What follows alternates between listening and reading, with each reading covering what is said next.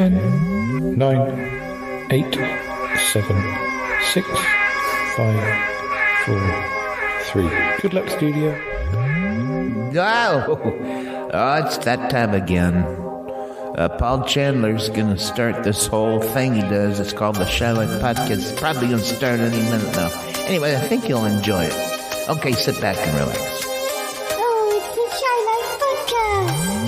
All I wanted was a pie, and then I hatched out of an egg.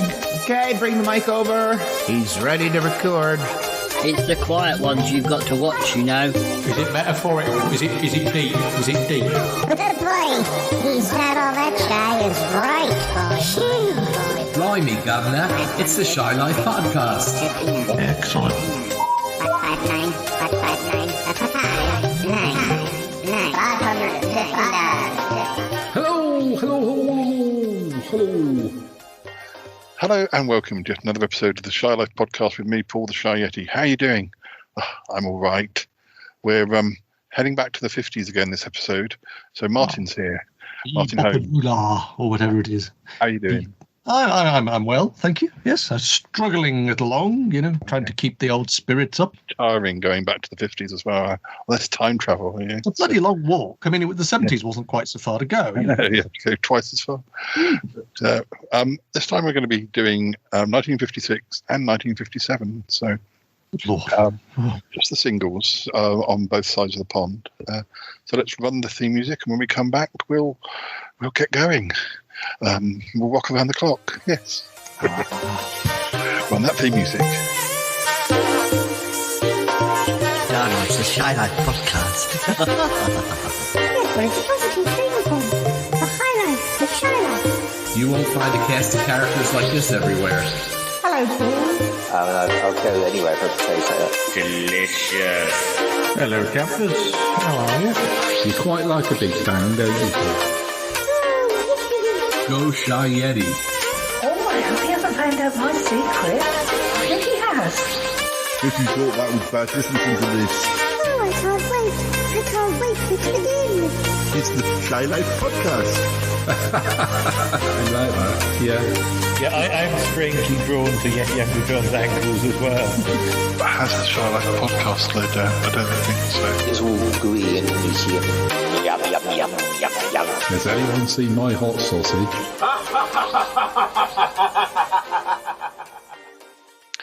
We can still rock around the clock because even though it sort of crosses episodes, We're at the very birth of the rock and roll, aren't we? We're there now. We're there with our quiffs and our funky guitars and our electric guitars and our like I say, our bebopalula and all that. Yes. But we don't have any memories to speak of ourselves. Well, no, I must admit I've got to get this rah-rah skirt sort of. It's difficult to get it under the desk, It suits you there. But... I know. I thought so. Yes. I thought the shocking pink with black spots was the way to go. Yes. Yeah. I shall. You'll have to give me the address of the website. We can appear in promotional material. Well, it's the roller skates, so I can serve you up your burger and fries on the car door and all this. I was never very good at roller skating. Roller skating Yetis. I just couldn't get a sort of smooth roll. I just felt like I was basically walking with, it must be hard enough walking in high heels, but walking in roller skates to where the bottoms of your feet are moving. Well, I know that you're a dark horse, and you're actually probably an expert roller skater because I saw your book cover from your Yeti drawing, your cartoon a few days ago. Which volume is that? I can't remember. Well, it was just it had a cartoon of a Yeti on the cover from 10 years ago, and I thought, hold on a minute. Here I have been doing these scribbles all these years, and he's always a dark horse. No, that wasn't me. I made a fool of myself. No, I didn't draw that. That was an artistic friend, I think. Well, proper artist. You know some proper artists. Can you put me in touch with a few? No, they were Martin before Martin was existing. Well, no. Well, before we knew of Martin's existence. I'm still as obscure to this very day. I'm thinking, good God, that Van Gogh, he made massive sales compared to me. Oh well, he didn't have his own podcast though, so no. True, true. Although, I mean, you have to keep both your ears for the headphones to work. So. Yeah, I've got some few facts and figures right. for 1956 before we get to the actual songs. Well, 56 for me. 56 is actually when I think of. If someone said to me, "When did rock and roll actually begin?" I would have said 56. I would have thought that's the Elvis and the Bill Haley. For me, that's when it really, historically, when I was growing up, that's when I thought it all began. Although people will tell me that I'm wrong about that. I think we did have a few of those songs that we will find in 56. I think we'll also find that they did come in at the end of 55 in America. So I think we were a little bit behind. But before that, it was all Cardigans. I mean, as we've covered in previous episodes, it was all Cardigans and sitting there with pipes and going, "I say, this has got a good beat." And generally speaking, a bit of jazz with that's got a bit of a drum beat behind it, hasn't it, Marjorie? I've still not got over how much is that Doggy in the Window being number one on both sides of the pond a few years back. Excuse me, what we need is some hip swiveling. What we need is some absolute skin-tight leather trousers. I think we need to do some proper rock and roll. I mean, you can woo people with rock and roll. You can't woo anyone with how much is that Doggy in the Window. Well, maybe a grandma, but I mean, I don't know. Is there some strange folk out there, Paul? Well, January 1956. Euphemism. Sorry. January 1956, Buddy Holly's first recording session, and Roy Orbison getting signed with Sun Records, both on the same day, actually. Wow. By the same person, in the same room, at the same time? No, because Buddy Holly was recording for Decca and Roy Orbison was recording for Sun. But then the day after, Elvis Presley released Heartbreak Hotel. And everybody tore up the contract and said, forget it. He also made his national television debut on the Dorsey Brothers stage show the day after that. So 3 days in a row. That was quite a lot of... That is, isn't it? Yeah. Wow.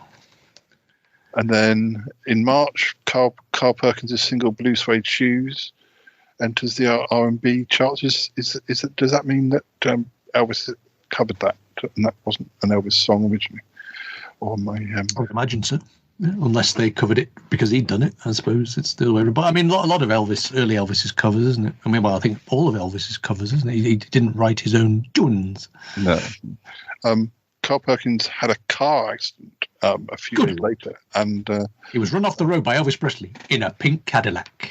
He was heading for the Ed Sullivan Show, but ended up spending several months in hospital instead. But, well, I mean, for some people, they would say that was pretty much like the average Ed Sullivan Show.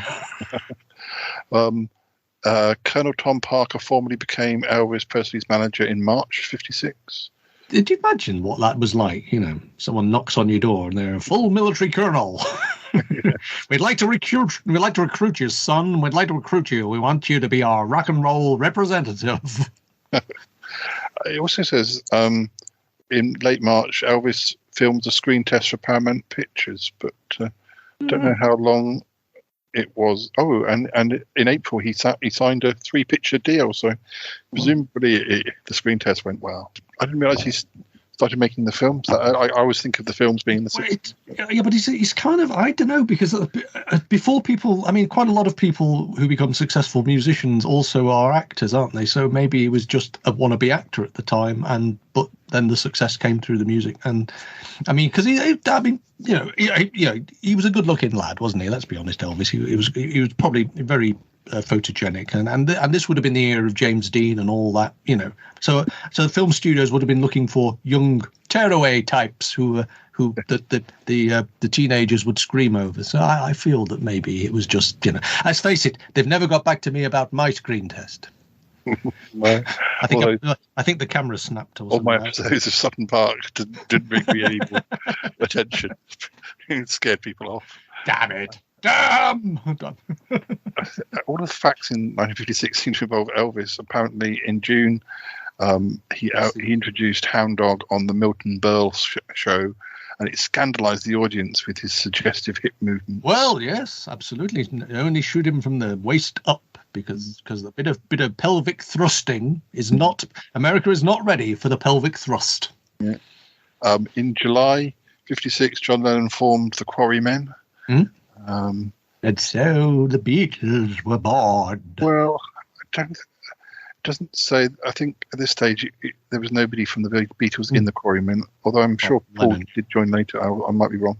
The road to the Beatles starts with a quarry. Eric Griffiths and Peter Shotton were the other members. You see, this interests me about the Beatles, actually. Well, band titles generally is what made them think we'll call ourselves the Quarry. Do we know why they called themselves the Quarrymen? Did they work in a quarry at the time? Was there a quarry up the road? Did they have particularly grey boots? Could well be. Let me see what else. Had they found the hand of fear? Let me have a look on the Quarrymen to see if it says. Sorry, I'm burbling. I keep sending you off on tangents. Well, I mean, it's the same. I mean, it's funny. Most band names sound ridiculous. I mean, imagine you're sitting there in a room and you go, well, how about calling ourselves Franz Ferdinand? And you go, that'd be stupid. It's stupid. You'll never make it. Or Talking Heads. You go, no, don't be silly. Don't be saying, well, I thought Status Quo would be rather popular. And you think, well, no, honestly, no, that's not going to work. But now we think of them as band names, so it makes sense. But before they are band names, they are an idea that somebody has in a smoky room somewhere. Oh, I have an answer. Apparently, before they were called the Quarrymen, they were called the Blackjacks. But then it says both Lennon and Shotton have been credited with coming up with the Quarrymen name after a line in their school's song, "Quarrymen old before our birth, straining each muscle and sinew." Well, there you go. So they could have been called Muscle and Sinew. That could have got a completely different audience. Anyway, Elvis Presley went on the Ed Sullivan Show in September '56. From the waist up. Yeah, the rest of it he left at home. Yoko Ono had divorced her. I don't know if John was her third husband, but she'd divorced her first husband and married Anthony Cox. But I don't know. I mean, it's still quite a long way away from their meeting, so I don't know if. I don't know. I always worry. I mean, not that anybody is ever going to want to write my biography. I know this, but I think I would be far too dull for anybody to actually write. I have a very, very, very dull past. It's always seems to be that the people in the public eye are always the ones who've basically married 57 different people at some point. I don't know why, unless it's all just for the publicity. Yeah, I mean, I think a fictional version of my life would be much more interesting. Well, that involves time travel. Being chased by the evils of Sutton Park and etc.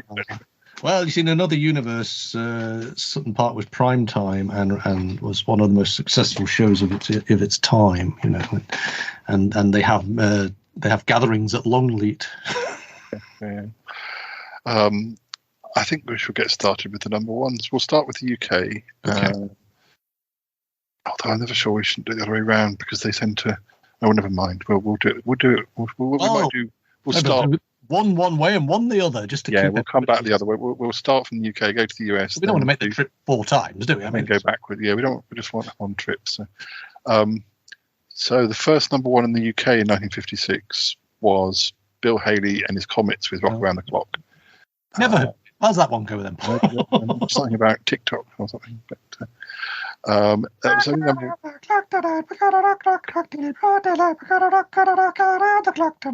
It sounded exactly like that. Yeah, I thought so. Just with a bit of a hip, groovy rhythm behind it.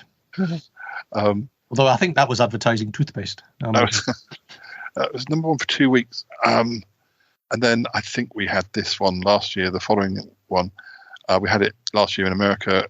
Tennessee Ernie Ford with 16 tons. It's back. 16 tons. 16 tons. And what do you get? Another day older and deeper in debt. Maybe. One tune to the sickness, one song to the tune of another. You've been talking to Ick. We may have had a word. We may have had a couple of words around the back of the old flying saucer. Yes. That was 4 weeks. And then we had Dean Martin. Sorry, it's a big time for flying saucers, the 50s. You might see some of Ic's relatives, ancestors, you know. Anyway, sorry, you were saying. I don't actually know how old he is. He might have been there even then. Oh, crikey. Does he regenerate? I don't know. Although I think Uck is his first child, so he can't be that old. Because surely you wouldn't have to wait for like 50 years before you had your first child, even on another planet. I don't know. Well, I don't know. I'm well over 50 and I haven't done any of that stuff yet. Then we have Dean Martin with Memories Are Made of This. That actually is weird because that's Dean Martin, and Dean Martin, you just actually imagine he's basically stood in the corner of a bar with a martini, named after him, no doubt, and he's just it's the absolute bar crooner, but he's wonderful, isn't he, Dean Martin? You know, although obviously a flashback to pre-rock and roll kind of music, really. It says that it's a song, obviously, from the title you can tell this anyway, a popular song about nostalgia, but now that song is a song that brings nostalgia. I believe it's been used in all sorts of advertising. Yeah. It was number 1 for 4 weeks. Mm-hmm. Then we had, I don't know about these ones, the Dream Weavers. It's almost tomorrow. Wow. I have to find out about them because I don't know about these people. They're American. Is Dreamweaver a spoof song or is it a real song? I'm not sure. No, it's one of those things. I know the song Dreamweaver, but if it actually refers back to the Dreamweavers, that it's slightly messing with my mind. Okay. I'm not sure it did as well in the. I might be wrong. What's the song again? Sorry. I don't know if it did as well in America as it did over here. But what song is it? Sorry? It is. It's almost tomorrow. It's almost tomorrow. I don't think I've ever heard of. Then I'm sure it says something involves a ukulele. Yes, one of the members plays a ukulele. It's a bit of a 5 to midnight song, that isn't it, really? Yeah, I'll see if I can find out more. Or probably in that era, 2.5 minutes to midnight, really. Oh, it's 2 minutes 48 seconds. There we go. It was ranked number 36 on Billboard's top tunes of 1956. So if you actually put it on at 2 minutes 48 seconds to midnight, it's always correct. There was also, I think it got to number 7 in America, so we won't see it when we go over there. Yeah. But there's another version released at the same time by someone called Joe Stafford. Joe Stafford? I think he lived next door for a while. Sure, it's a boy Joe. It's spelt in the girl Joe way, but who knows? Well, maybe she lived next door for a while as well. Yes. The Stafford family. Very nice. Very, very, very good neighbours. Joe Stafford with Paul Weston and his orchestra. Right, okay. Fair enough. Yeah. Excuse me, I'm Paul. I'll be your date for this evening. I bought my orchestra. Sorry, what? Other people covered it, but they're including people turning up at your house with their own orchestra. It's kind of like, what? Yes, I like to be accompanied. There are at least 2 other versions in 1955. One, David Carroll, that got to number 34, and Snooky Lanson. Snooky. That got to number 20. Snooky, loopy nuts are we, them and us and we. We'll show you what we can do with a load of balls and a snooker cue. That's me. There are other covers, but they're all by people I've never heard of, so I think we should move on. Absolutely. Yes, especially with that effort, yes. We've got an even more funny one next. Rock and Roll Waltz. Rock and Roll Waltz. By K Starr with the Hugo Winter Halter Orchestra. Crikey, O'Reilly. The K Starr sound like one of those record companies that bought out cover versions, don't they, in the 70s of all the hits. K Starr was Catherine Laverne Starks. Right. K as in K-A-Y. Oh, yes, sorry. Yeah, she lived to be 94. I was just thinking it was the letter K as in K-Tel. She was an American pop and jazz singer from the late 40s and into the 50s. Yes. She comes from Oklahoma, so this is another. Although we're in the UK, we're getting a lot of American hits. Yeah, okie dokie. Doing well, and we've probably come across it before. But, Wheel of Fortune, that was number 1 in 19 52, so okay. we have come across her. But Yes, but I have the memory of a goldfish, and I have the memory of a goldfish, so it's apparently I got the memory of a goldfish, but apparently I have as well. I don't know if I've ever told you that. No, I didn't know that about you. No. We could just spend the rest of the episode doing this. Just repeat that for 40 minutes. I would just lose all my listeners. Or not. They'd be waiting. They'd be wondering. The weird. How many times is he going to try this? Hugo Winterhalter. I do really want to know about him. I'm thinking Hugo Weaving, but no, Winterhalter. Yeah. Yeah. That's a song, or that's the songwriter, or that's the performer. No, he's in it's his orchestra who backed her. But I don't think there's anything more to add about this, really. It's a very European name, though, isn't it? You feel that there's a definite I don't know. It's Winterhalter. They were number one for 1 week, and then we had the Dreamweavers back again. Okay. It's almost tomorrow for just one more week. It's almost tomorrow for just one more week. Yes. No. And then we had Winifred Atwell. Now, she was the lady who was doing that Rock and Roll Christmas, but I think that was a couple of years ago. Are we in the era before people America. getting renamed by, because, again, that's not the most rock and roll name I've ever heard, quite frankly. Well, I'm not sure. I think she was more like I think she was a pianist, so I think she... Okay. So I don't see many Winifreds, apart from the sainted Winifred. Well, her first name is Una. She's Una Winifred Atwell, a Trinidadian pianist who enjoyed great popularity in Britain and Australia with boogie woogie ragtime hits. Boogie woogie ragtime. Because she had she was number one. She was number one in 1954 with "Let's Have Another Party." She around Christmas. I feel that I would have approved of. Do you feel that Mrs. Mills stole her act, basically? I'm not sure how funky was. Where have I gone? Her song was called "The Poor People of Paris." I'm not sure that would appeal to quite the same appeal as her "Let's Have Another Party." Oi! Yes. I don't think that would be appropriate for a party. No, poor people of Paris, the poor people of Paris, we can all laugh at them because they're always foreigners. I think she's probably more somber. I'll have to listen on this particular one. Although apparently there's another version by Les Baxter and his orchestra. Les Baxter and his soup. Around the same time. So I think that was maybe in America, and this was in the UK, perhaps. Poor people. It's an education, all these things. I mean, what I'm doing is showing my ignorance. I'm showing. He was number one for 3 weeks, but the next number one was number one for 6 weeks. All right. And that was? Ronnie Hilton with No Other Love. Ronnie Hilton. He sounds like yeah, Ronnie Hilton. Take him outside. He was seeing two lads. He was a Yorkshireman. A true Yorkshireman. Hilton always remained. How wrong can you be, Holmes? He was a big fan of Leeds United.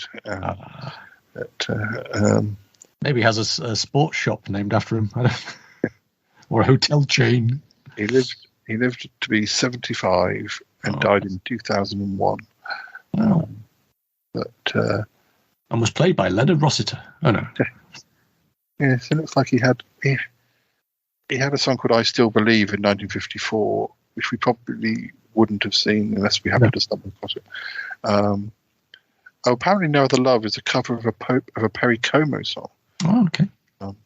He did have one or two other top 10 hits. "Who Are We?" A Googie Grant cover. Don't know who Googie. Okay. And that's number 6. And in 1957, "Around the World," a cover of a Bing Crosby song, number 4. Fair enough. He knew his market. Let's just see. "No Other Love." Oh, it's a show tune from a 1953 Rodgers and Hammerstein musical, "Me and Juliet." Well, there you go. Don't think I've heard of. That's it's interesting when you talk about musicals and revivals. That seems to have not been. After that, we have for 5 weeks I'll Be Home by Pat Boone. Pat Boone. Wow. He's still alive to this very day. Well, at the time of recording, he's 87. So. Well done, Pat. Well done, Pat. Keep on ticking. He must have been pretty young when he. Oh yeah, absolutely. I mean, a long time ago. Well, I'm doing the sums now, and I think that that's. He's about 5 years younger than my. Oh, sorry, he's about 5 years older than my dad. So I'm trying to think how old my dad would have been when he started having kids. And this song, "I'll Be Home," is it was written by Ferdinand Washington and Stan Lewis. Crikey! The version in 1955. Washington and Lewis. The version by the Flamingos in 1955. And I mean, this one, although it charted in 56, was recorded in December 55. So okay. It was the best-selling single. It was the best-selling single of 1956. 24 weeks on the chart. Although it wasn't the longest number one of 56. Yeah. Do you wonder why on this thing I'm looking at, it was like highlighted? Yeah, it's not the longest number one, but it was the highest selling. So. Well, there you go. What do we know about nothing? We know nothing. Looking back, to Bill Haley in the comments, listeners it's been a few weeks since we recorded the previous episode, but yeah, Bill Haley in the comments had been number one in the UK for 3 weeks towards the end of 55. So that when it came back for another, Christmas Alphabet came in for Christmas number one, and then Bill Haley came back. So in all there were. But it's that song, hasn't it? That's charted several times over the years since. I mean, it every so often it comes into fashion and gets rediscovered, doesn't it? So it's a bit of a timeless classic. I suspect people go to too many weddings. Next up, we have Frankie Lemon. Frankie Lemon. Yes. Well, Lymon. Oh right. And the Teenagers. Lemon and the Teenagers. Frankie Lemon and the Teenagers. They're an American doo-wop group. Right. But presumably Frankie gets top billing. So yeah, well, absolutely. Oh, and it's a song you'll recognise. It's "Why Do Fools Fall in Love." It's interesting that from a point of view that when people were being interviewed later and say, "Well, I used to be a teenager," and they go, "Yeah, so didn't we all?" Yeah. No, I was one of the teenagers. Yeah, right, yeah, and no. I mean, I sang with the teenager. Well, I don't. Yeah, no. One of those confusing conversations that band names need to take into account when they're naming their bands. I'm surprised there aren't more. There are other versions that are famous, but I'm surprised there isn't. Well, we have the Beach Boys version, but it was a B-side to their song "Fun, Fun, Fun" in 1964. So I'm not sure that I necessarily have heard their version. The other version that is quite popular is Diana Ross's version from 1981. But I'm kind of surprised there isn't like a famous 70s version. Maybe there's maybe there is one. Maybe Tom Jones did it and we've just forgotten. I think Diana Ross's version got to number 4 in 1981. I can kind of picture her doing it, but I think she did it quite in the style of the original. I don't think she tried to update it. Then we have Doris Day. Doris. This was number 1 for 6 weeks. It was Whatever Will Be, i.e. Que Sera Sera. From the Hitchcock film. Oh. Which one's it from? The Man Who Knew Too Much. Man Who Knew Too Much, yes. The remake of The Man Who Knew Too Much, because Hitchcock made two versions. Let's have some Hitchcock. It's mysterious and strange. The Master of Suspenders. Yes, no, it's it's the remake of his own movie. Yes. I'm going to go and watch Psycho with a nice slice of Battenberg now. Yum, chomp. She was murdered in the shower with a slice of A cake knife and a slice of Battenberg. So many ideas. Good evening. You'd probably do something like introduce it, and there'd be a man lying on the floor behind him with a Battenberg sticking out of his gob, and he wouldn't even refer to him. He'd kind of say, "Oh, excuse me," as he stepped over his corpse. I had one too many cream cakes. Then, that's such a famous song. I don't know there's much to say other than yes. Well, whatever will be. It's one that we expect it to be able to successfully capture. Absolutely, and he'll know every word of that. Yeah. After that, we have "Lay Down Your Arms" by Lay down your arms and surrender. I mean, that's another one that turns up in Lipstick, the Dennis Potter series, Lipstick on Your song Tongue. by Belinda Carlisle called "Lay Down Your Arms," but that's different. Yeah. It was number 1 for 4 weeks, and it's by Anne Shelton. She was a popular English vocalist who is remembered for providing inspirational songs for soldiers. I'd like to inspire some soldiers, please, sir. But but then she had some. Then she had hits in the 50s and 60s. But "Lay Down Your Arms" appears to be the biggest. There's a picture of her being presented to Queen Elizabeth in 1953. Oh, well, there you go. She's met everybody, though, hasn't she? That Queen. I mean, she shares my birthday. She has to say. Oh, who did she give it to? Here's Paul's birthday. I'm going to give it to you as well. She was born 30, 40, 56. She was born 50 years before me on the same day. Wow. So I think I'm copying her. You think? Yeah. You're a photocopy of her match. You are. Photocopy of her match. You'd think you'd be better known, really. She was born in Dulwich, South London. Prince Yeti. She was still having top 10 hits in 1961. What the Queen was? Not that I know of. She was top of the ratings on Christmas Day, but let's face it, it's over the course of the year. I mean, the ratings slumped dramatically. Oh, and she came 4th in the Eurovision Song Contest in 1961, I think. So yes.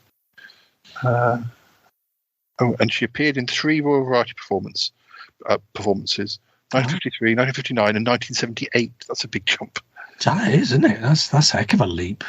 Who would have remembered her by 58? Well, this was it. I mean, it's kind of like, she's available. Excuse me. Apparently, she continued to perform at charity and anniversary concerts until her death in July 1994. Oh, God bless her. We just don't. Apparently, there's loads of compilations, but we still don't know who she is. I'm sorry. Sorry, Anne. It's our fault. "Lay Down Your Arms" is a popular song. There's quite a few. There's various different versions. The Chordettes did a version in the States. She's described as a forces sweetheart. Okay. Stayed in the top. Painted on the side of aeroplanes. It mentions it was in Lipstick. Well, it just says a television. You think they could bother to actually tell you which one? It just says the song is also used in a Dennis Potter play. Oh, right. Tell us which one. Well, I know which one it is because I have the soundtrack. If you're trying to provide information, then be more concise. Not you. No. That's just the wikis for you. It's the wikis. Do your research, mate. Did you see that tweet from Toby Hado a few days ago? I'm not sure. About Wikipedia, how Philip Hinchcliffe went in to correct all the mistakes on his page, and when he went back in a few days later, someone had changed them back because they knew better. Okay. We've got 2 more number 1s in the UK. We've got Frankie Lane with A Woman in Love. Frankie Lane next to Ronnie Street. It was number 1 for 4 weeks. Trevor Road. He lived to a good age. He lived to be 93. He lived to 2007. Is there a Frankie Lane? Do you think there's a Frankie Lane somewhere that's been actually named after him? Probably. Or is that just because that's British humour for you, isn't it? I mean, I know we want to call ships stupid names if it's actually put to the public vote, but I imagine that somebody somewhere has actually put a Frankie Lane. into a housing estate somewhere, just because they can. Yes. Let's see about the song. He was in an episode of Rawhide. Good. He may have been in more than one episode of Rawhide, for all I know. But rolling. Let me see. A Woman in Love is a popular song. Thank you. Thank you. That's got to number 1. So yes, right.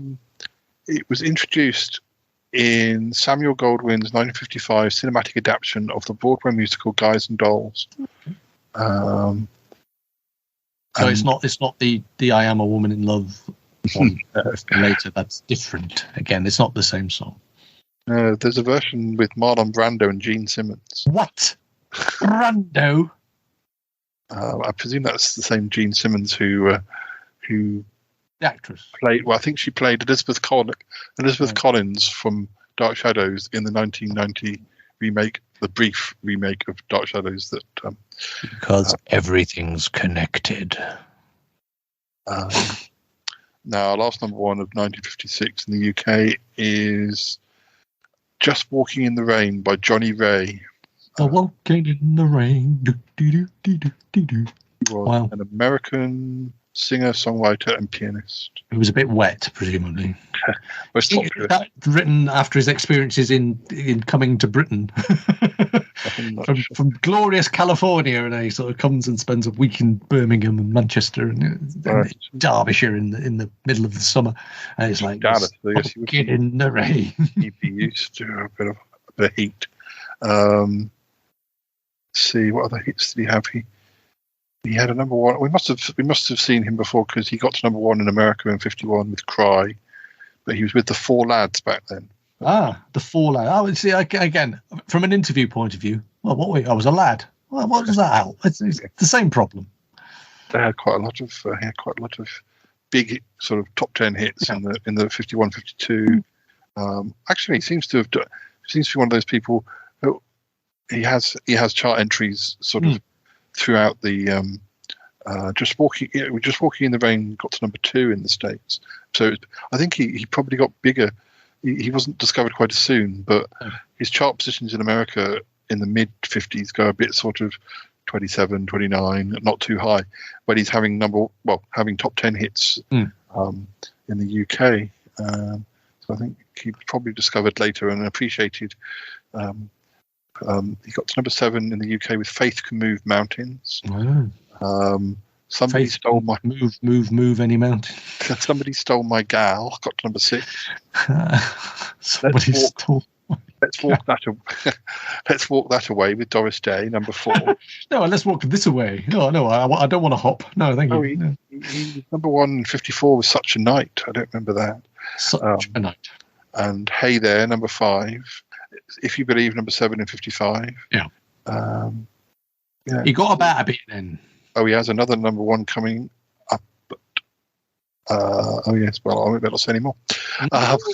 Spoiler alert. So "Just Walking in the Rain." It's always nice to see who else might have covered these things. It was originally written by Johnny Bragg in 1952. He liked to shout, didn't he? He liked to tell everybody who he was. It doesn't talk much about other versions, particularly, which is a bit weird considering other versions did better than the alternative versions of this song do exist. I think it got to number 1 for 7 weeks, so it did pretty well. Now, let me see. Oh no, that's 57. Don't tell me. Have I? So that's. Oh yes, of course, it's the same website. 50 Billboard. Okay, yes. Information's on the same pages. I'm just getting myself confused. So 56 in the States. Yes. Get on the old flying goggles, or should we go by the Queen Mary? Should we go by Ocean Liner this time? Take a nice 5-day relaxing sort of jaunt on the old Atlantic. Oh, here we are in New York. Isn't it lovely? I mean, as you'll see, it's sort of one person's year, really. Well, not quite, but there's somebody who dominates and who did. I wouldn't say have dominated quite as much in the UK quite at that stage, but 56 in. Is it any relation to Mr. Parsley? I think it might be. Yes, you can see Mr. half. Parsley. Mr. Parsley. But we start off with Dean Martin with Memories Are Made of This for 5 weeks. Then we have K-Star Rock and Roll Waltz for 1 week. And then we have Nelson Riddle. With Lisbon, Antigua. Okay. I think we need to find out about this. Nelson Riddle was an American arranger, composer, band leader, and orchestrator. Is that a Latin standard, a Latin music standard? Portuguese, the name like that. Whose career stretched from the late 40s to the mid 50s. To the mid 1980s. He worked with famous vocalists associated with Capitol Records, including Frank Sinatra, Ella Fitzgerald, Nat King Cole, Judy Garland, Dean Martin, Peggy Lee, Johnny Mathis, Rosemary Clooney, and Keely Smith. Okay. That's the one I don't know out of that list, I'm afraid. Keely Smith. Is Keely Smith a boy or a girl? Now there's. I mean, that's one of those. What's those quiz shows where something is the answer that's a complete lie, and you think, yeah, that'd be a handy one. I think. Apparently Keely Smith's name is Dorothy Jacqueline Keely. I know a girl called Keely from who I grew up with, but not her. Not Keely Halls. So Lisbon Antigua is a Portuguese popular song that was originally written in 1937. Right. But is it like a bossa nova classic or a Latin classic? Or I mean, it feels like proper dance music, or the sort of title that proper dance music would have. We say we see people in the ballroom strutting their stuff to that one. Yeah, it doesn't really describe what type of music it is, but I imagine so. So Wikipedia entry needs a bit more clarification. Yes. Get your finger out. Then we had Winifred Atwell with this one. Winifred's back. Well, no, she's not. But we've got the Poor People of Paris. But it's by Les Baxter. Didn't we have Les Baxter? You said something about soup. Is that a different? Or was that a different Baxter? I've lost track. I've probably Raymond Baxter. We did mention. I'm sure we mentioned. Baxter, we did. But I can't see where. It must have just been when we were looking at. I just had I just randomly wanted to mention soup. I don't know. All part of the promotions. Now that you're looking for advertisers for the Shy Life podcast, brought to you today by Baxter Soup. Well, Les Baxter was an American musician and composer. He worked as an arranger and composer for swing bands. And he developed his own style of easy listening music known as exotica. Okay. Well. Well, this is it. This is swing bands have so many meanings, don't they? They could be down the park, the children, or they could be down some horrible, sleazy place. Apparently, there's a section here, controversy. I haven't got time to read it. Yeah, it's about velour cushions, isn't it? That's what he meant by swing band. Oh, stop it. Put your keys in the middle of the room. Oh. Well, he was number one for 4 weeks in America. Then we have never heard of again. He never rings. He never got his keys back. Somebody else had his career. He's been dead since 1996, so don't expect to call any time now soon. Oh, well, there we go. But then we have our first Elvis Presley number one, Heartbreak Hotel. Is that no? That isn't his first one, though, is it? That's just the first one of the. I think when I was reading the facts at the start, I think it may be his first one. But then I was quite surprised when I was looking. I thought we'd mentioned it before. It may not be his first single, but it's certainly his first number one, I think. But, although if he made all his debuts and stuff like we said at the top of the show, then probably Heartbreak Hotel. See, I wouldn't have thought that was the first one, really. Well, I can't mention it yet because we haven't got to it, but I remember I was looking to see what we were going to be talking about today, and was surprised that one of the singles was like that far down the list of singles. I always thought that was one of his first ones. But Listeners, this is where you realise that actually Paul does research for these programmes that I never do with this.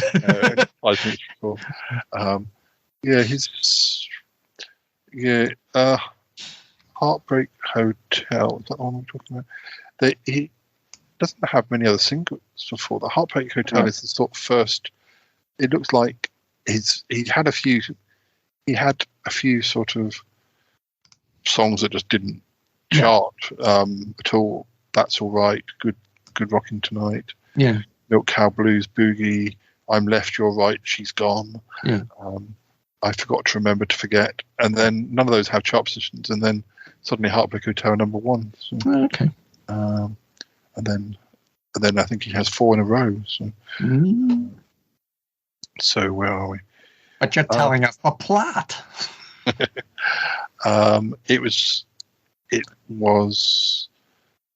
looks like he did like the first version. I mean, it's probably true. I mean, I've got a couple of sort of Elvis collections, you know, and I suppose they all start with that one. So I suppose it was the first. It just feels like it shouldn't be. History is wrong, damn it. Oh, now I'm sure this name came up earlier. Gogi Grant with The Wayward Wind. The Wayward Wind. The Wayward Wind. For 6 weeks. Gogi Grant, American pop singer. The Wayward Wind. The wind, the wicked wind, it blows the girl's skirts high, but God was just and sent the dust to blind the poor man's eye. It used to be a thing that people would write in your autograph book. I don't know what. There we go. It's pretty much the only song she's known for. She did have a song in 55 called Suddenly There's a Valley, #9. Suddenly There's a Valley? Yeah, suddenly. The valleys usually take a while to be built. They don't just suddenly appear, do they? This is it. I mean, that's basically that's an underground collapse somewhere. That's a sinkhole gone mad, isn't it? Have many singles. That was a euphemism. She has other singles, but they did really badly, like number 80, Strange Are the Ways of Love. Well, maybe that's it. I actually feel maybe she was an alien. Strange are the ways of your earth, love. I shall write a song about it. Oh, suddenly there's a valley from our big laser cannon. Strange are the ways of the buying public, probably after it had #1. Strange are the ways of these humans. The monsters are due on Maple Street. She retired in 1967. Maybe she had other. Gave singles. Up. That's it. That's it. Yeah. It's a bit like me and me publishing, Paul. You just think, sod it, give up. No one wants them. She managed, despite retiring in 1967, she has an album in 68 and 70, so she obviously unretired. But not necessarily. She's retired now. We can release the songs. She's not going to turn up. We're all right, lads. We're all right. Okay. Put the record out. Now we have another #1 single from Elvis, only for 1 week. It's not one that I can immediately say I recognise. Okay. I Want You, I Need You, I Love You. Right. Well, it's a bit of a mouthful, isn't it?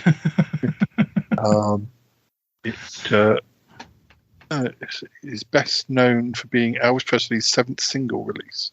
Right. On the RCA Victor label. Okay, that's what it's best known for, even though. Even though. So specific. Because Heartbreak Hotel was the 6th single. Oh, okay.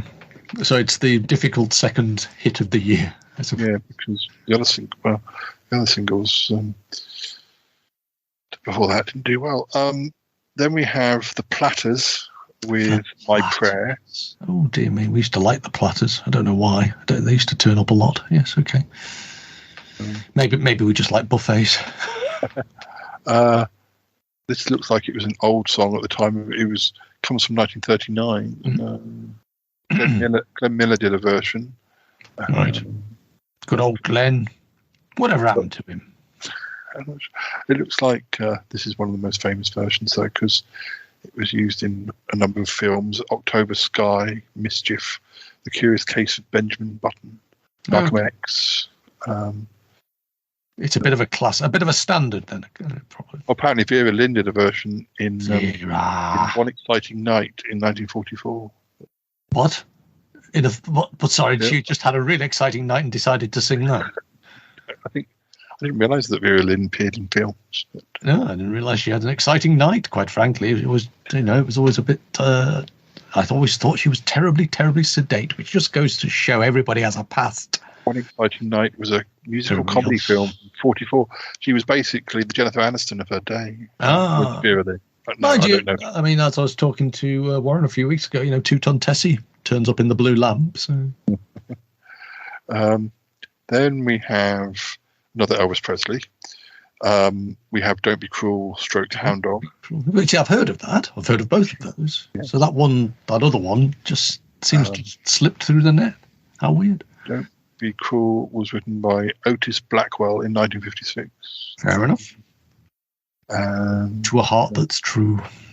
And Hound Dog, who was that written by? That was written by Lieber and Stoller. Well, I recognise them. That was written by his dog. I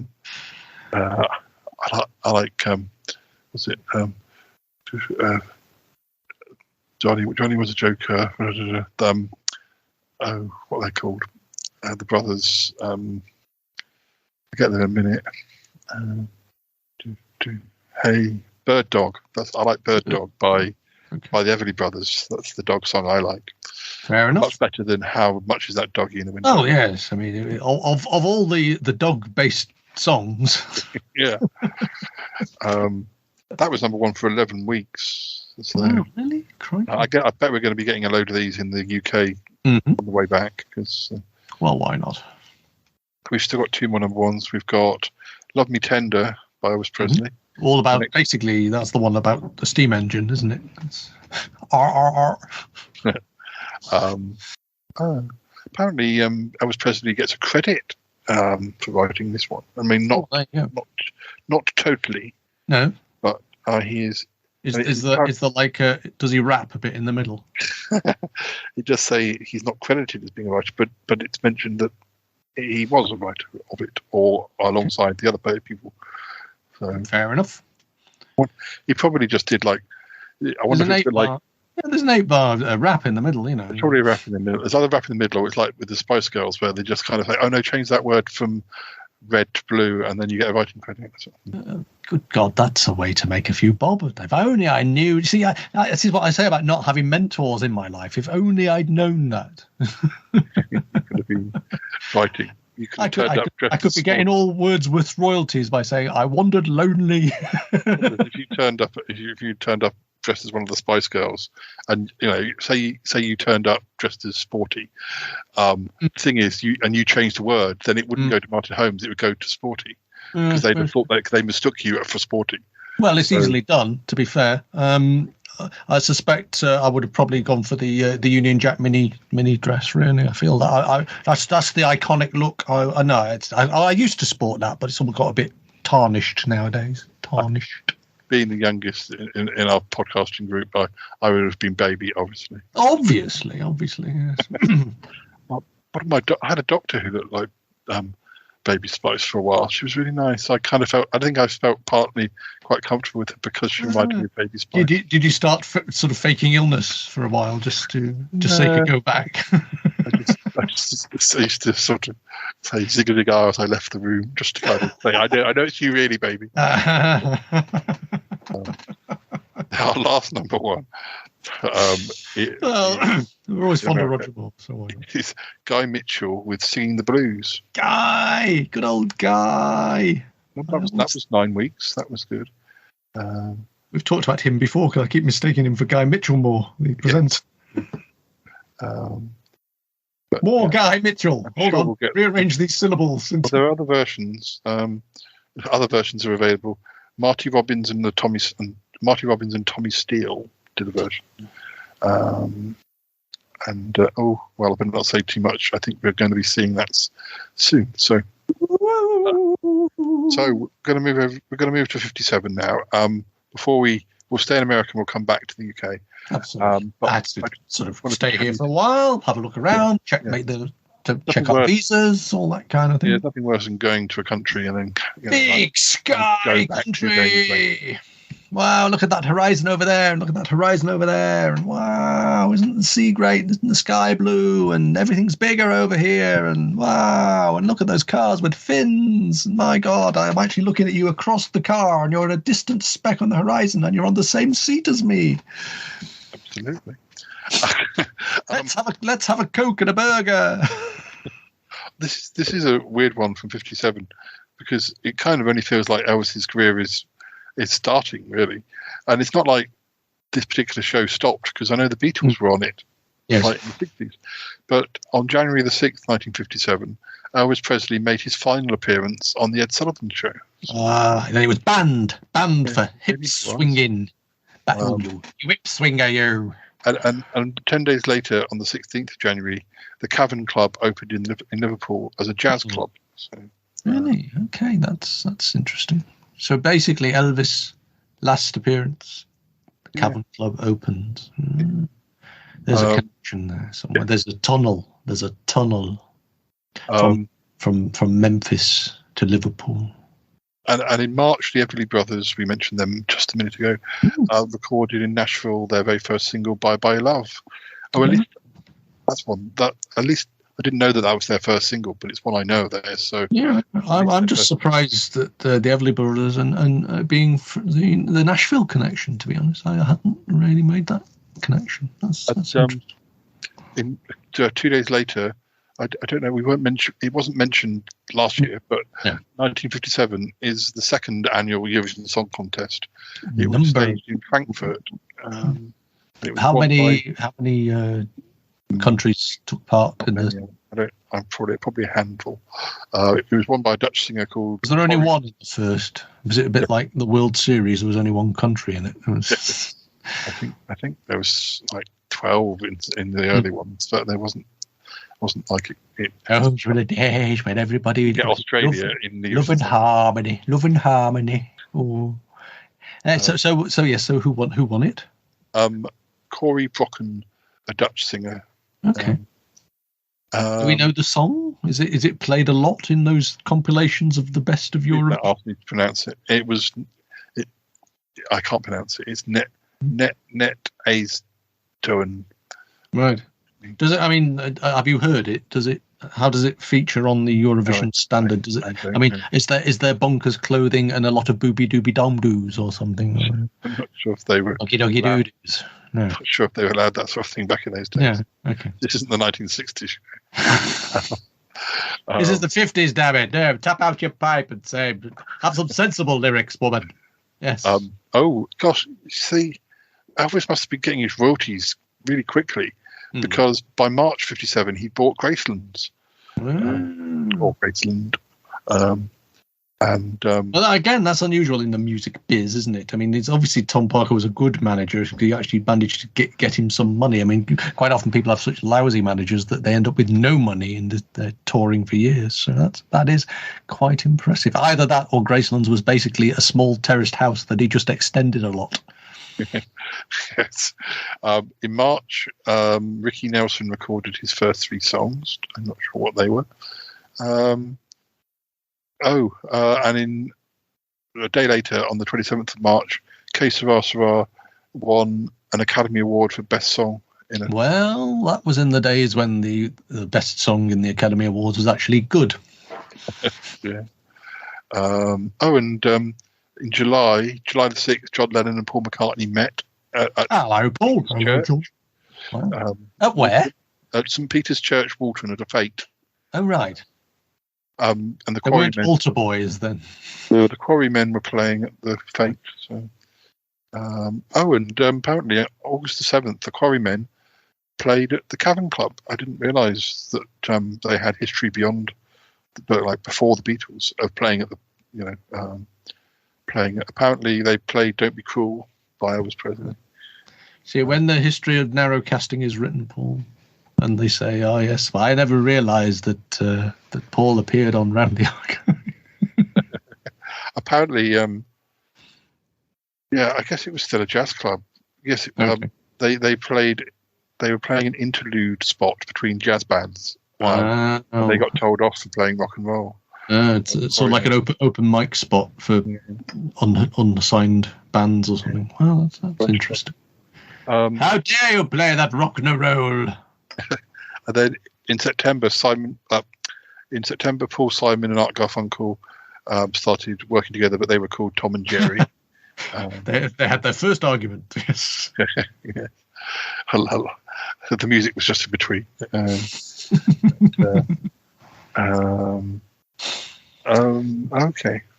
When Nat King Cole's television show is unable to get a sponsor, Frankie Lane becomes the first artist to cross TV's colour line, becoming the first white artist to appear as a guest, foregoing his usual salary of £10,000. Good old Frankie.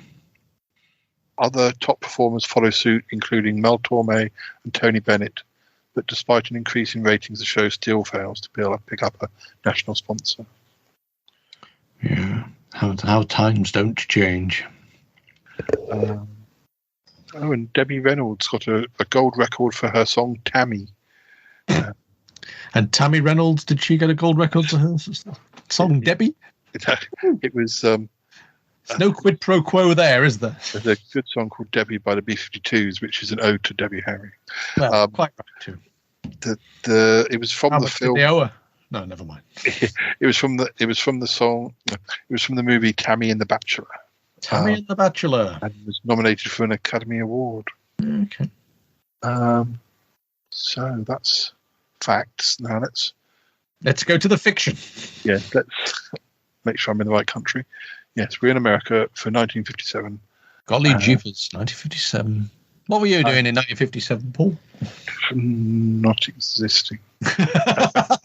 See, I was in the astronautical plane. I was floating around between the ether. I was a twinkle in a milkman's eye. I would have been best. I'd been past my best by date if it was 15 years before I was born. If I was around in 57 in some form, that would be. We had a very shy milkman. They had to pluck up the courage. It took a very long time. No.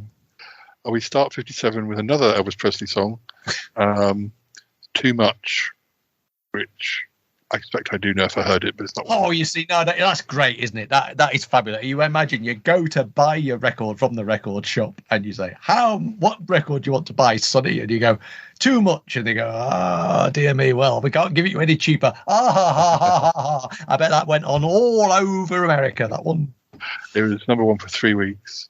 And then we have Tab Hunter. Tab Hunter with Young Love. Tab Hunter? Isn't he an actor? He's an American actor, singer, and film producer and author. An author. Just I know the name Tab Hunter from the credits of some films I've seen. So, yes. He's in Battle Cry, The Girl He Left Behind, Gunman's Walk, Damn Yankees. Damn Yankees.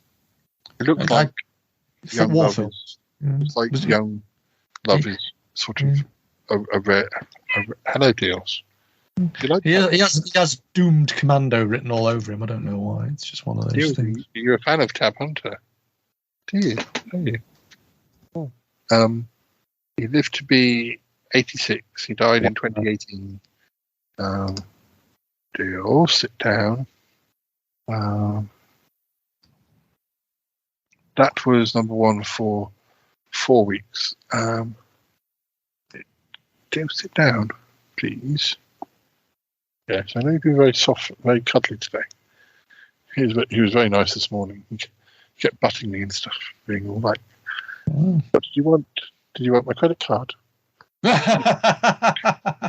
You did. Buy food. Click, click, click, click, click. Oh dear, I thought you loved me. Then we have another one I've never heard of, Buddy Knox. Buddy Knox. With the song Party Doll, number one for 1 week. Wow. Buddy Knox, he's very smiley. Party Doll, did you say? Party Doll, yeah. No, I'm sorry.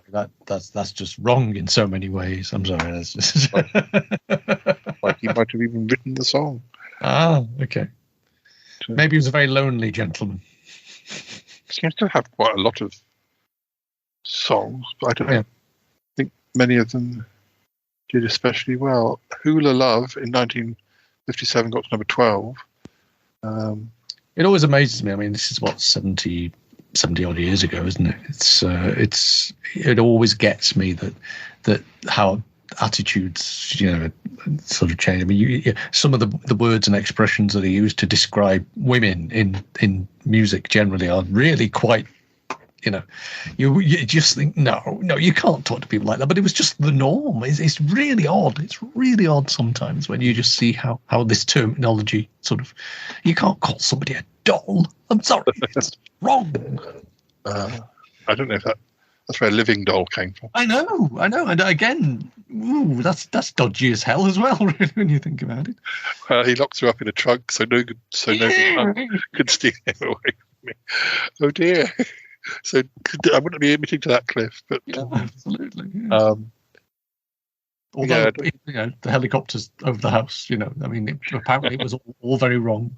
Doesn't look like Buddy Knox was ever out again. Well, he was never a big deal in the UK.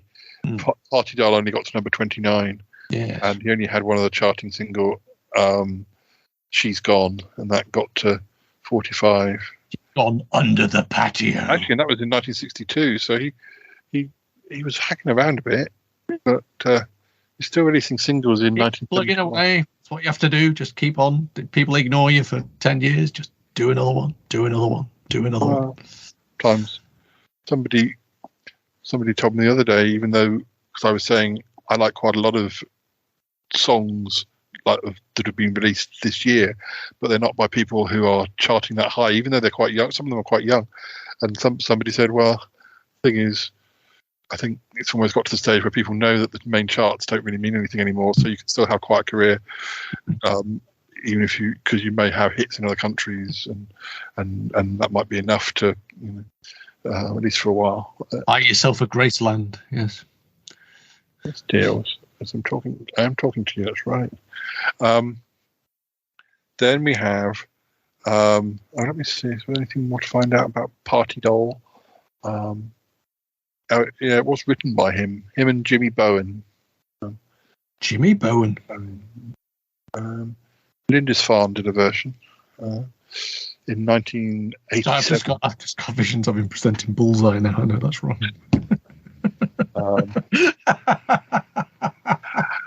Look what you could have won. We've got this Party Doll. Our next number one in the US. This game for three in a bed. Thank you. Our next number one in the US in 1957 is Perry Como's "Round and Round."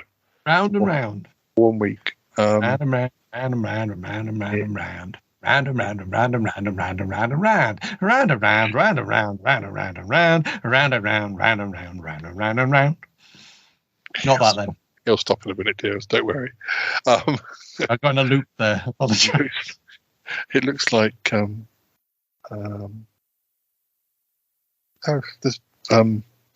the 21st century singer Sia did a version for an advert for Target. So Target. That's a shop in America. Oh, okay. But then we have another Elvis books, Yes, then we have another Elvis Presley, and we have "All Shook Up." And that's for 8. Well, that'll be the living doll in the bag.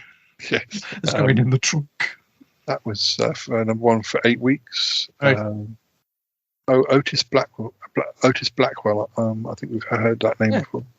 Wrote another one then. Okay. Just wanted to say that. Okay. Then we have another Pat Boone song.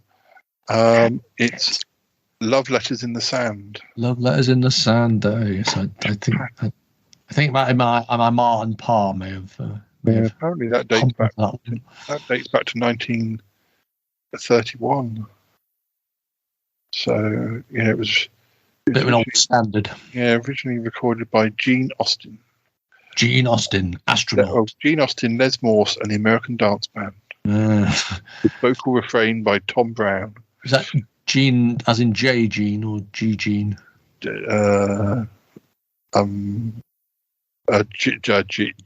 with a G. Yes. So Gene with a G. So a gentleman. Yeah. Astronaut man barely alive, and that's right. Sixpence None the Richer from their 90s band. They did a version. Sixpence None the Richer. Yes, they and Bill Haley did a version. Andy Williams did a version. Then we have another Elvis song. Let Me Be Your Teddy Bear for 7 weeks. What? I mean, when just what? What? Did that stuff work with the 50s teeny boppers? I mean, it's good Lord. That one. Well, I suppose it explained, as a Yeti, I'm sure you're very aware of body hair. It's only 1 minute and 46 seconds long as well. Well, yes, that does a lot. Oh, well, then we have, following that, we have Debbie Reynolds' Tammy that we heard. We were mentioning earlier. Debbie's back. That was it was number one for 3 weeks, and then we have another song that follows it, which is also a girl's name. We have Paul Anka doing Diana. So Tammy, then Diana. People didn't hang around, did they? They weren't sentimental in those days. They'd move on. Then we have the Crickets. That'll Be the Day. Yes. But just a minute. How can it be? Why is it the Crickets without Buddy Holly? Or is he in the? Oh no, he's in the Crickets. I thought he became. Oh, didn't it become Buddy Holly? Didn't it eventually become Buddy Holly and the Crickets? Yes, there was obviously the breakout star. If I had his own plane, let's not go there. Timberlake of the day. Because That'll Be the Day is a 70s film, isn't it? Which uses it as its title music. It was first recorded by Buddy Holly and the Three Tunes. Oh. And then the Crickets were his new band. It's a popular game. And then we have. Was it the insect? Is it the insect, Mr. Orne? Not the game. And then we have. We're into October by now. Good Lord. So the Cricket should be hibernating by now. Yes. We've got. Cricket season's over. We've got Honeycomb. Right. By Jimmy Rogers. Jimmy Rogers. Mr. Rogers. Oh, he only died about a year ago. Oh, slightly more than a year ago. Bless him. He was 87. He had a run of hits in the 50s and 60s. I'm not sure. If we know any other ones. Mainly having hits in the States or Canada rather than they mentioned UK. He didn't travel well. Domestic market is one of those wines. And unfortunately, if you click on Honeycomb, it sends you to a Wikipedia page which tells you what a honeycomb is. Lots of bees. Yes. That somebody doing the Wikipedia page has not been looking when they've been paying attention. Links are. Yes. Oh, here we go. Let me see. Honeycomb brackets song. I have found a honeycomb page by going a different way, and originally disambiguation. It was a popular song written by Bob Merrill in 1954.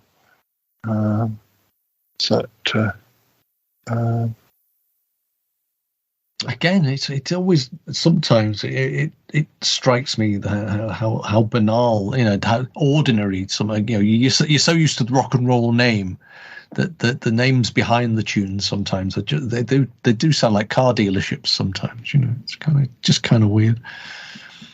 Well, we've got our next number one is an Everly Brothers one, right? Bye Bye Love obviously didn't do quite well enough, but we've got Wake Up a Little. Well, it's not called Wake Up a Little Susie, but that's how they sing it. It's called Wake Up Little Susie. All right. Bye Bye Love, Wake Up Little Susie. It's a story. There is a story. There's a subtle storyline running across the Everly Brothers music. You want to keep an eye out for. It was written by Felice and Boudou Bryant. Right. Let's see. Wonder how far wonder where. And we're in trouble deep. I was hoping to get a chart rating. Wake up. Oh, it's got Bye Bye. We gotta go home. Bye Bye Love got to number 2, so it did do pretty well. Mm-hmm. Then it's funny, brothers, isn't it? I mean, you've got a brother. I'm brotherless, but I mean, have you ever considered sort of doing duets with your brother? Only on Sutton Park. We were. So the Chandler brothers. You performed as the Chandler brothers. No, we did. When I was going to say my brother and I, it was actually my brother and me playing a character. They formed a band called the Parkington Dreadlets. I think it was called. The song was called Big Hair. But of course, there is a band called the Yetis. I've discussed with Lisa recently. I wasn't a Yeti back then. I didn't become a Yeti until the noughties. Naughty Yeti. Yes. Well, I noticed now there's a range of camping a drink product named after. Jay the Haunt Club sent me a Yeti mug. Sort of a mug that sort of keeps a cold drink cold or a hot drink hot. And I think, and he also sent me a Yeti hat as well. Mm-hmm. Oh yes, there's a whole range. They have a website, you know. You should promote them. You should see if you can get sponsorship. We've got 3 more number Yeti ones. by Yeti. Sorry, go on. Yes. We've got 3 more number ones. We've got Elvis Presley, Jailhouse Rock. Right. And I think Jailhouse Rock's the one I thought was a lot earlier than. Yeah, it sort of feels like that was the breakout. Yeah. Is it the first film? Yeah, that might explain why it's got kind of quite a lot of. It's quite sort of well known. Oh, that's another Lieber and Stoller one. Are you coming to see me again, Dales? I hope you finished. There we go. You just sit quietly now. Oh, really? Really? Yes, I heard you making a noise. Thank you. That's lovely. Are you going to? It was very cute, Dales. That was number 1 for 7 weeks. Okay. Then we have Sam Cooke with "You Send Me." Ah, okay. Send me what? You send me in a package to somewhere else, so I'm not here. It was it was produced by Bumps Blackwell. Bumps. Oh, it was Sam Cooke's debut single. Okay. Number 1 for 2 weeks, and then we finish 1957 in America with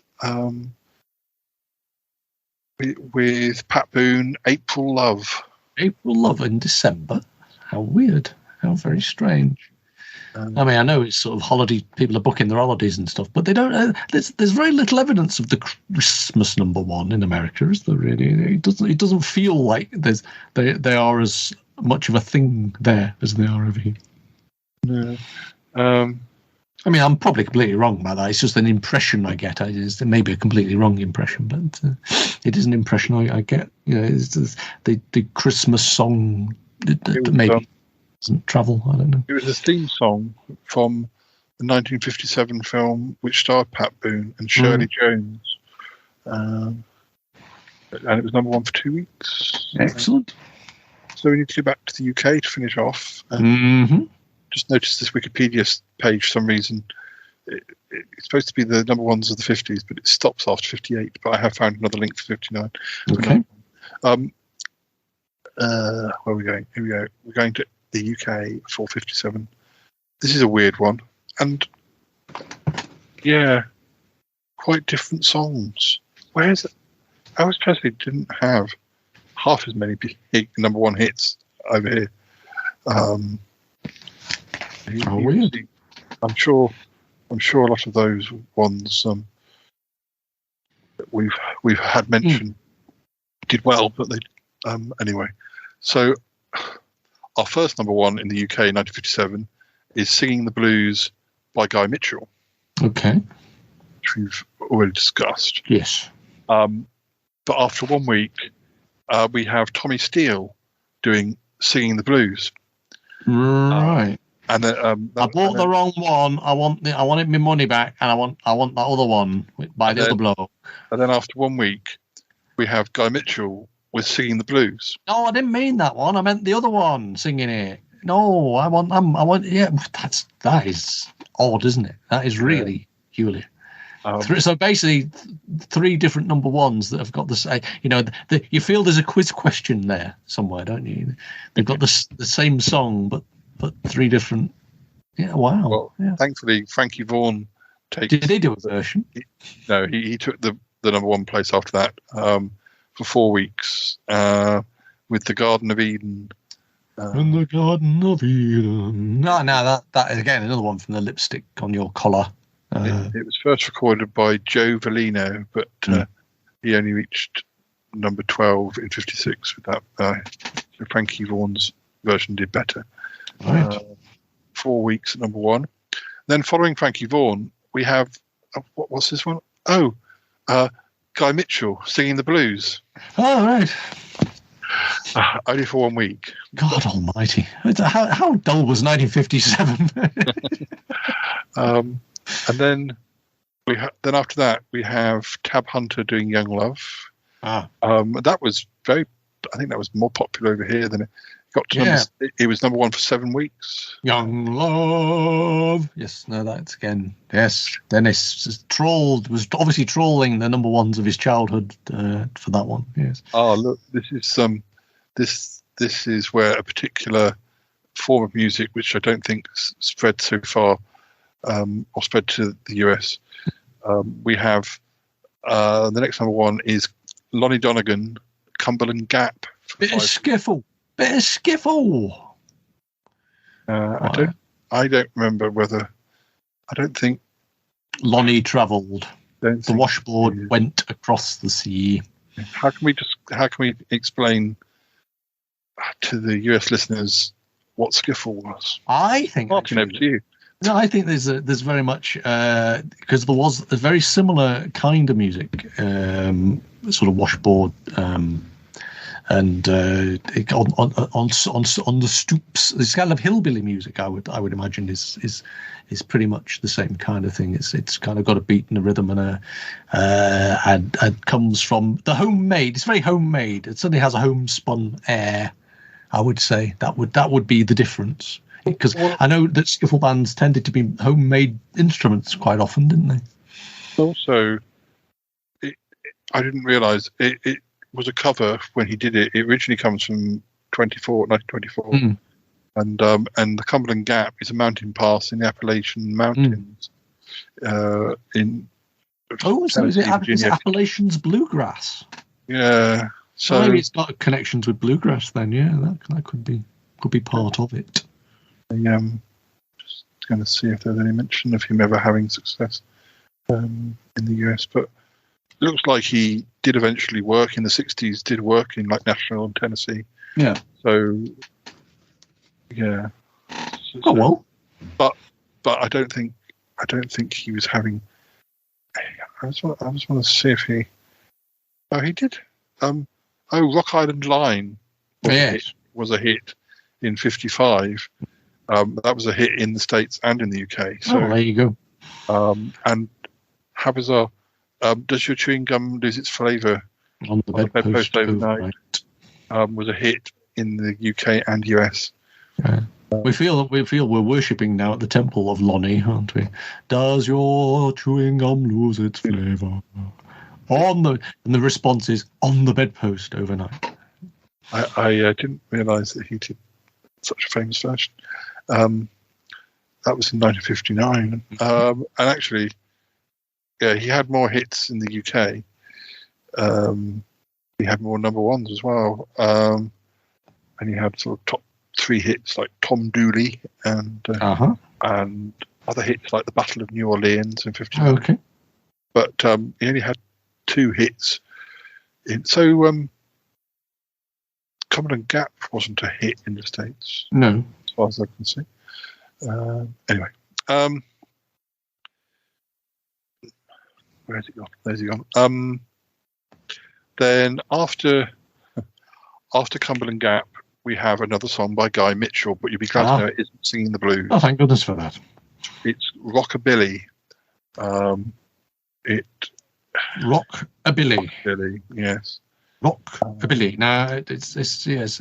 I'm presuming this is a Billy Can, not somebody who is not Billy Piper. Only got to number 10 in the States, so it did better. Not a Billy Fluff.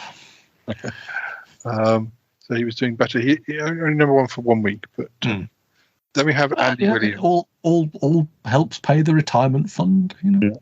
Then we have Andy Williams with Butterfly. Number 1 for 2 weeks. Don't know that one. Oh, okay. Butterfly. Apparently, the original recording of the song by Charlie Gracie reached number 1 on the Billboard chart. Okay. I don't know when that was. Number 10 on the R&B chart and number 12 on the UK singles chart. Right. We need to say where Andy Williams. Oh, a cover version by Andy Williams also reached number 1 on the. Did we have? I don't remember this. I don't remember this coming up on the Billboard charts in 1957. Did you say it reached number 1? Well, it said it reached on the Billboard charts, but we've just done the Billboard charts for. Joined up thinking. I don't remember seeing Butterfly on that list at all. I think they're making it up, or unless it's a different Billboard, like a Billboard charts for things that weren't number 1 or something. Everything we've ever done is a lie. It's all been lies. You're telling me lies for all these months, Paul. All these months. I don't know fact from. Oh, are you fake newsing me, Paul? Are you fake newsing me? I'm not. Music. Fake music. Oh. There's that. Maybe they got their UK with their US confused. But, we're definitely in the UK, and it's definitely number 1 in the UK, but no mention of being number 1 in the US, or at least not on the Billboard chart that we look at. Moving on, we have Johnny Ray with Yes Tonight, Josephine. Yes Tonight, Josephine. Okay. For 3 weeks. It was his 3rd and final number 1. And quite right, too, with that sort of attitude. Apparently the Jets did a version in 1981. With Benny. Then we have Lonnie Donegan again. Lonnie's back. But it's not what I remember. It's Gambling Man stroke Putting on the Style. Oh, right, yes. Putting on the agony, putting on the style. Maybe not that one, no, but... It was recorded live at the London Palladium. Maybe it was a bit of a segue. From one to the other. Yeah, apparently Putting on the Style dates back to 1945. Okay. After Gambling Man, we have Elvis's only entry at number 1 at least. Right. And we have All Shook Up for 7 weeks. Though. 7? Blimey, crikey. All Shook Up. Well, I mean, that was his breakthrough here, really. So yeah, I was going to have a look and see. Because I suppose that's the thing, these things travel. I mean, the reputation, all that stuff with the controversy over Ed Sullivan and everything like that would have travelled. We would have heard of that. So notoriety is a big draw, isn't it? I was going to have a look and see how those early singles did in the UK, but for some reason, here we go. That's weird. Some of those, I see. Those singles, I didn't notice this before. When I mentioned the early Elvis singles, That's All Right, and I'm Left, You're Right, She's Gone. They didn't chart in the Billboard charts, but they did chart in the US country chart. So That's All Right got to number 28, and I'm Left, You're Right, She's Gone got to number 33. Okay. And I'm Left, You're Right, She's Gone got to number 21 in the UK charts. But as far as Heartbreak Hotel got to number 2 in the UK, although it got to number 1 in Canada as well as America and in the Netherlands. I Want You, I Need You, I Love You. I think we said that was number 1. That only got to number 14 in the UK. And Don't Be Cruel only got to number 24 in the UK. And Hound Dog got to number 2 in the UK. And Blue Suede Shoes, that cover of the Carl Perkins song, only got to number 20 in the US. I don't know why, considering he seems to have a load of singles. I don't know if they started releasing old stuff whilst they were working on new stuff, because some of his single, he had 4 number 1s in a row, and the singles after that either didn't chart or are quite low, and then Lovely Pender comes along, and then he gets another load of number 1s. Fair enough.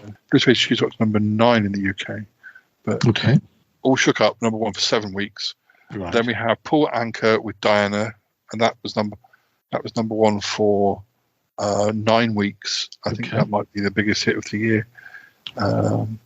Then the Crickets, That'll Be the Day for 3 weeks. Right.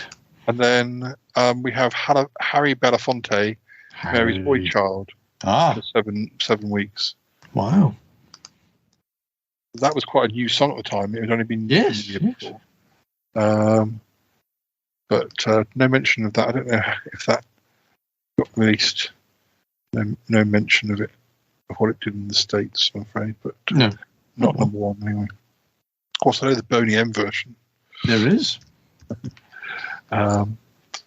So yeah, that is the number 1 song. The proverbial it in 56, 57 in the US and UK. Wow.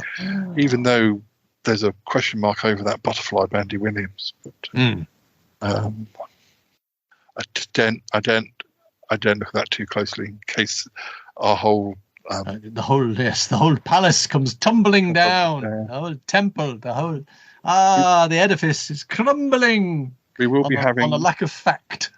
Yes, we've been out-facted. Yes. Well, it could be here any minute now. So, there we go. Before we go, tuning up. I thought I heard him tuning up earlier. Yes. That was Dealey being sick. But anyway, there's not much. Oh no, I didn't say that. No, stop it. Quite similar sounds. So next time we'll be finishing off our little trip down the 50s. 58, 59, and I can tell you we've got number 1s by Jerry Lee Lewis, Elvis Presley, Michael Holiday, Perry Como, Marvin Rainwater, Connie Francis. Rainwater. Which one of these is not a real person, though? Connie Francis, Vic Damone, the Everly Brothers, the Carlin Twins, Tommy Edwards, Lord Rockingham the 11th, Conway Twitty. Conway. Actually, then we have, that's weird, we've got Conway Twitty, but we've also got Russ Conway. Bobby Darren, and we see the name Cliff Richard at number 1 for the first time. Wow. It's beginning to feel almost modern. Oh, and Shirley Bassey. Wow. And Adam Faith. Well, we're basically in the 60s, aren't we? The circle is closing. Yeah. Music has found its history. The history is joined up at last. Well, thank you very much. Where else can we go? Sorry, no. Thank you very much, Martin. For always a pleasure. And don't worry, listeners. He won't be gone. I've got other things. I won't be singing. Don't worry. I've got other plans for him after the 50s. So he won't be Martin's last episode. Well, unless you really ask for it, yes. unless he lands his spaceship on us. You take care. Yeah, you take care. Bye for now. Bye-bye.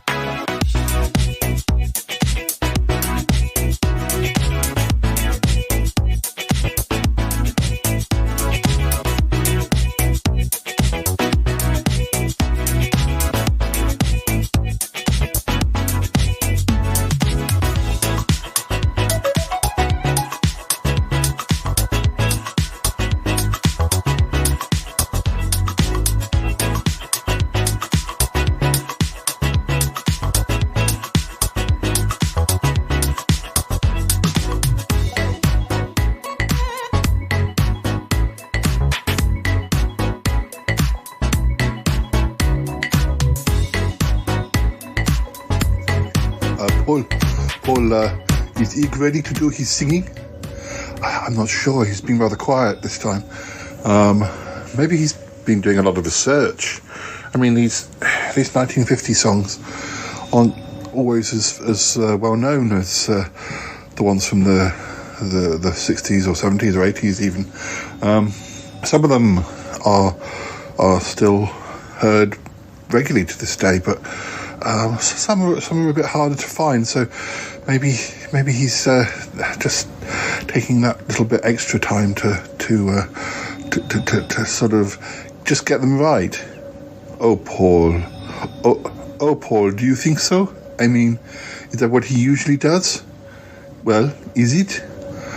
Well, no, but maybe he's making an exception. I mean, we have kind of fallen out a few times with these 1950s episodes where, you know, he's just known like 2 songs and then he's literally just sung the titles of the other songs using the tunes from the 2 songs he knows. Yes, I'm aware of that, Paul. I was not pleased with him. Well, you know, it's difficult because if I get cross with him, then he has threatened just to quit altogether, and I don't know that I really want to be doing the singing. And do you? No, Paul, but you could ask Martin Holmes. He sometimes sings during the episodes. I could ask Martin, but I don't know. When Martin sings, it tends to be spontaneous, you know, not planned. If I said to him, oh, could you sort of work up a little medley of songs, I think he might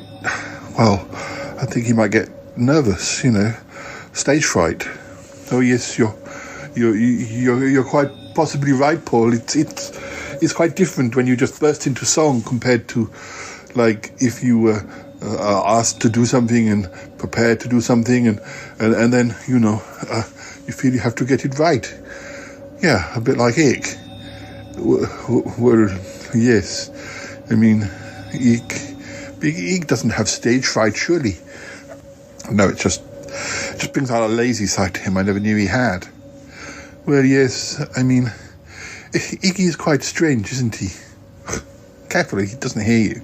No, I mean, everybody thinks of Ig as being so jolly and sort of positive and sweet, but actually he has quite a snarky side. You know, when he's pushed or when he's confronted about something, or, you know, it's a side that people don't remember about him. Yeah. Well, you're not wrong there. Yeah, there are sides to Ig that not everybody sees, or people tend to forget. But he has a sort of goody two-shoes image, I think. Oh yes, goody two-shoes. Well, he isn't really, is he? Well, no, he's not really. Oh, I think he might be ready, so we better stop. Better stop talking behind his back. Oh yes, he might come at us. What, with a flick knife or something? Oh, who knows? And he has so many tentacles, so many potential flick knives. Cromitty, stop it! Ig's not going to come up. Ig's not going to come at us with flick knives. I don't think he is. Let's just applaud at the end, and it'll be fine. Okay. Well, here comes the theme music. And when we come back, Ig will be singing songs from 1956 and 1957. Yes, without any flick knives involved whatsoever.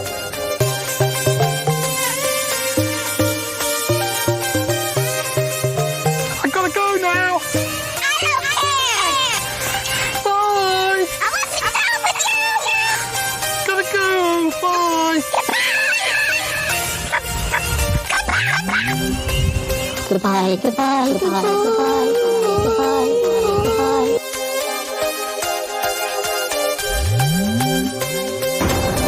This show is part of the Pride 48 network. Find more shows over at pride48.com. Oh dear, what's going on now? Oh, it's the Shy Life podcast. Let's go. I have a voice. I have a voice. You have a voice. You have a voice. We have a voice. We have a voice. Unique voices in podcasting. UnivazPods.net. Hello, listeners, it's me, Vic the Alien. I'm here to sing some songs shows from 1956 and 1957.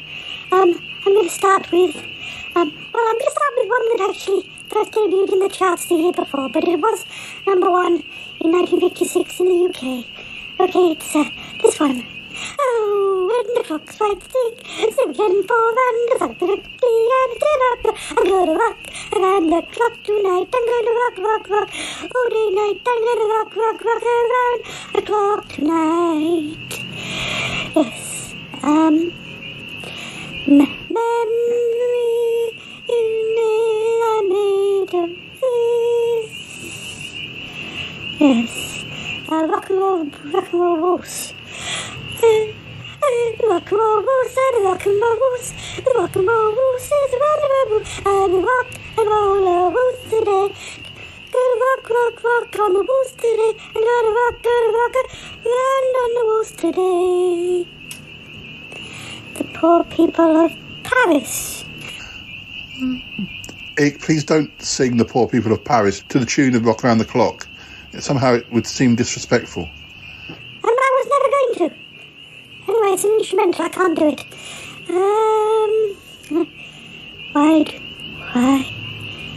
Why do fools fall in love? Why do birds sing so gay? Why did the booty boo boo boo? Why do fools fall in love? Is that right? I'm not sure. Oh, yeah, I know this one. When I was just a little alien, I asked my mother, what will I be? Will I be pretty? Will I be rich?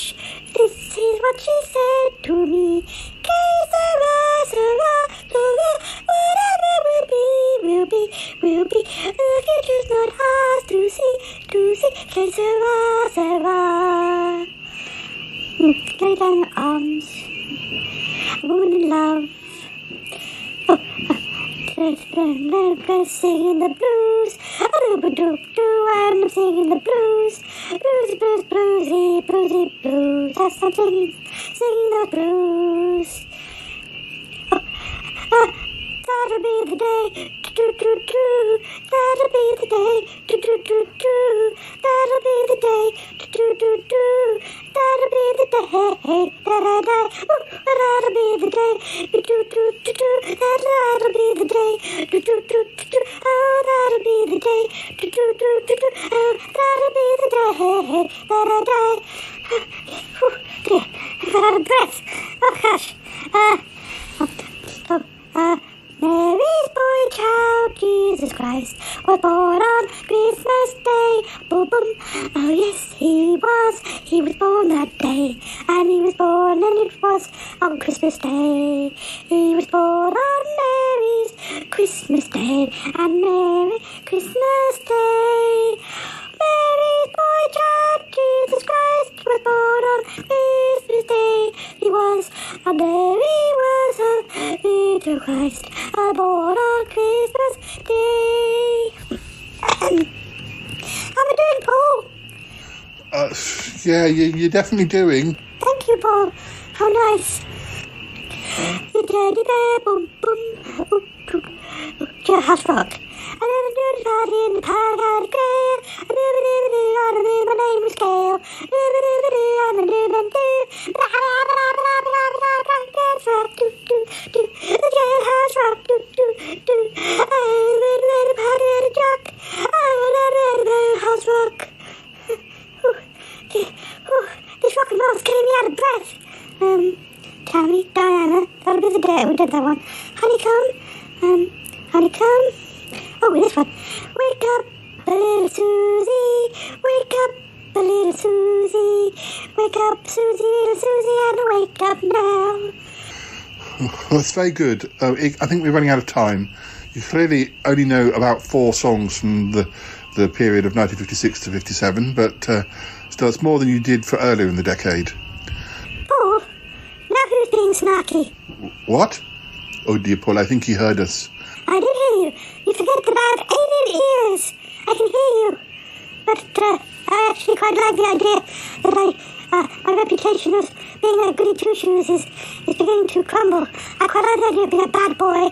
But you know, rock and roll is coming. Yes, I'm a bad boy. The bad boy of the Shy Life podcast. Please, you don't have to be the bad boy of the Shy Life podcast. We already have Yeti Uncle John. You what? Who's saying what about me? What? I'm just saying that you're the bad boy of the show. The bad boy of the show? I'm not a bad boy. No, I'm the bad boy of the show. Yes, me, Ick Meaning. I'm the bad boy of the show. Oh well, yes, you are. You got a mean reputation, Ick. I've got a mean reputation. What? I've got a mean reputation? Who said that? Well, I just said it. I thought that's what you wanted to hear. Oh, I suppose so. Oh, gosh, I'm going to sing one more song. Then it's time to go. Ain't nothing but a hound dog, crying all the time. Ain't nothing but a hound dog, running around the harem. And very good friend of mine. I want to sing one. Come on, then. I'm going to sing one. Oh, you get on with it then. I'm going. Goodbye. Goodbye, Ick. Ick. Oh, I hope I didn't offend you. Oh, whatever. Gosh, maybe he's becoming the bad boy of the show. Oh dear, I do hope not. Can I finish with a song? Please, Cromitty. Okay, here we go. You might want to join in. Well, okay. Here we go. Love me tender, love me true. La la la la la. La la la la la la la la la la la. Love me tender, love me true. La la la la la. La la la la la la la. La la la la la. Oh, that was marvellous, Paul. Yes, who needs words when you have tunes? Yeah, we don't really need to do the words, do we? All right, bye, listeners. Oh, goodbye, listeners. Oh, we love you tender. Do we? Oh, yes, we do. Yes, we do. We do. Oh, Paul.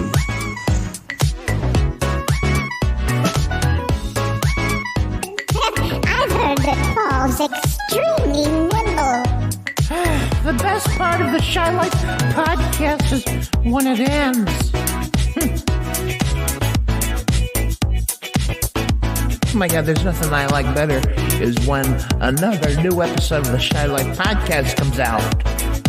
559. 559.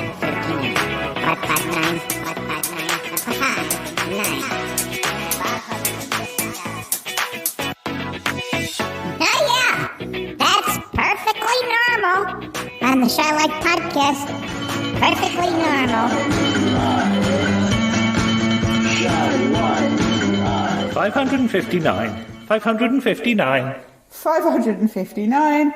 559. Oh, that was scary. 559. I shall say that again. 559.